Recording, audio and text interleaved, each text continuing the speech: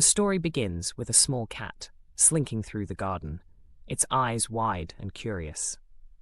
This little creature, with its petite size, found itself standing out against the vibrant colors of the flowers swaying in the breeze. It was just so intriguing.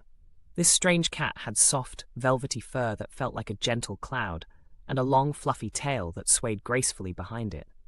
The sunlight caught its eyes, making them appear even bigger, giving it a curious and enchanting look that captivated anyone who walked by. Maya spotted the cat and couldn't help but express her feelings about it. It had a certain charm, looking friendly, yet holding a hint of something slightly scary. Her expression was a mix of wonder and a tiny bit of apprehension, reflecting how unusual this little feline really was. Liam watched as Maya marveled at the cat, feeling a giggle rise within him. He thought about how unique it was, being both cute and weird at the same time.